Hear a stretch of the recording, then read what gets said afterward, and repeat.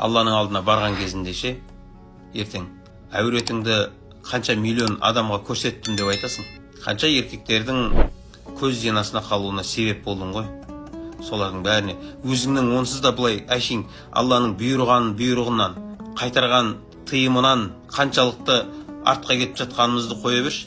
Енді қалған басқа адамдардың желідегі саған қараған бәрінің күнәсін арқалап не рахат табайын деп отырсың. Сол үшін әйел адамдар, ана жамағатпен түскен суреттеріңізді парақшаға салғаннан кейін солардың әрқайсысы үшін жауап бересіздер ертең. Мысал үшін, кейбір еркектер әйелдеріне рұқсат бермейді. Намысы бар еркектер. Намысы бар еркектер деп айтайық, нүкте қойып қояқ артына. Әйелдеріне желіге суреттерін салуға рұқсат бермейді. Бір отбасының күйреуіне де себеп болып қалуларыңыз әбден мүмкін. Сол үшін өзіңнің әуретіңді ашып, әурет дегенге әйел адамдар дұрыс білсін.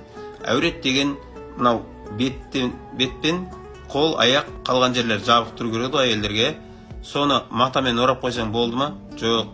Әурет деген сенің үстінде киімің бар, бірақ мүсінің көрінетіндей жағдайда болса, әйел адам көкірегі алға, бөксесі артқа кетіп, адамдар ажырата алатындай жағдайда болса, болды, онда сен еркектерді азғыруға жеткілікті адамсың. Сол нәрселерге мән берсек дейміз. Бұны не үшін айтамыз? Қыз деген бұл қымбат нәрсе. Оның мына үйлеріңізде алтын бриллианттарыңызды қай жерде сақтайсыздар? Есік алда жатпайтын шығар. Арзан қоқырсықтың ішінде жатпайтын шығар. Қыз баласы ол ондан да қымбат қой. Оны неге өйтіп жауып қоймаймыз? Неге оны ашық-шашық жерде қалдыра саласыз?